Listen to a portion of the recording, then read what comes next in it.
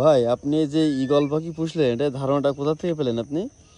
এটা ধারণা পাইছি হচ্ছে আপনার বিভিন্ন অনলাইন থেকে পাইছি, আর বিভিন্ন দেশের থেকে আর কি দেখি এগুলো কেউ প্রশিক্ষণ করায়।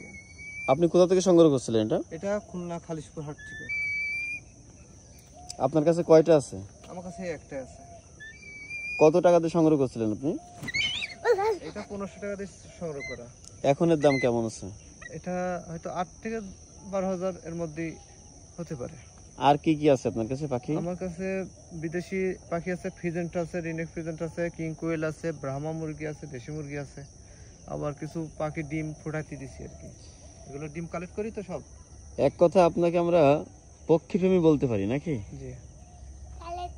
যে বাজ পাখি যে আসলে পোষ মানানো যায় এটা কিন্তু আমাদের দেশে বিরল, তবে হয়তো ব্যবসায়িকভাবে ব্যবসায়ীরা বিভিন্নভাবে এটা পালে চাষ করে থাকে বা পালে। কিন্তু আপনি যে এটা দৃষ্টান্ত উদাহরণ স্থাপন করলেন এটা আসলে যশোর সহ সারা বাংলাদেশে আপনি একজন পক্ষীপ্রেমী হিসাবে থাকবেন। এটা কোন জাতীয় খাবার খায় ভাই? এটা বিভিন্ন মাংস বলতে আপনি যে কোনো মাংস দিতে পারবেন, তবে মাংসই কি এদের প্রিয়? হ্যাঁ, তবে ব্রয়লার মাংসটা দেওয়া ঠিক না, এদের শরীরের জন্য ক্ষতি হবে। মানুষের দেহ যেমন ক্ষতি, পশু পাখিতেও ক্ষতি আছে। অন্য অন্য কোনো রোগ বালাইতে আক্রান্ত হয় কিনা? এটা হয়, রোগ রোগ প্রাণী বলতে সবারই রোগ হয়, কিন্তু এদের রোগ প্রতিরোধ ক্ষমতা একটু বেশি।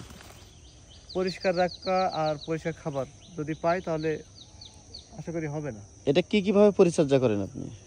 এটা পরিচর্যা বলতে এটা মাংস দিয়া বা গোসল করা, নিয়মিত পরিষ্কার জায়গায় রাখা। কতদিন পর পর গোসল করেন?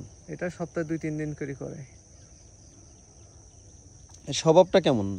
স্বভাবটা আগে ছিল হিংস্রতা, কিন্তু এখন আমার কাছে আসার পরে এটা মানুষের প্রতি আকৃষ্ট হওয়া।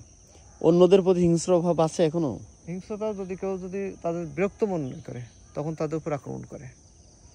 তাছাড়া জেনারেলি সাধারণ না, শান্ত থাকে সাধারণ নাকি? আপনি যদি সারাদিন ধরে এখানে দাঁড়িয়ে থাকবেন আপনাকে একবার ঠোক দিবে না। কিন্তু ওকে বিরক্ত করলে আপনি কি এটা বেঁধে রেখেছেন নাকি? হ্যাঁ, বেঁধে রাখছে। কেন ভাই? এটা বেঁধে রাখছি মূলত এই পাখিটা একটু উড়ার জন্য চেষ্টা করে, মানে উড়ে বেড়ায়, কিন্তু অন্য অন্য পাখিরা এসে এদের উপর বিরক্ত করে। পাখিটা কোনো জায়গায় যাবে না, কিন্তু অন্য অন্য পাখি যেমন কাক বলেন, অন্য অন্য পাখি যারা আছে এরা খুবই আক্রমণ করে এদের প্রতি। এটা কি মদ্দা নামেছি? এটা হচ্ছে কি মায়া পাখি আর কি। এটা কি ডিম টিম দিবে? হ্যাঁ, এটা 5 বছর যখন বয়স হবে তখন এদের জোড়া বাঁধবে, তখন হচ্ছে এটা ডিম বাচ্চা। আপনার কাছে তো একটা আছে তাই না? জি অবশ্যই, এটাই। তাহলে আপনি আবার জোড়া কিভাবে তৈরি করবেন না? এটা আমি বন্য অবস্থায় একটা পুরুষ পাখি নিয়ে আসাবো।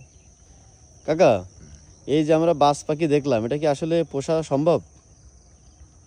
এখন যেন বাস পাখি তো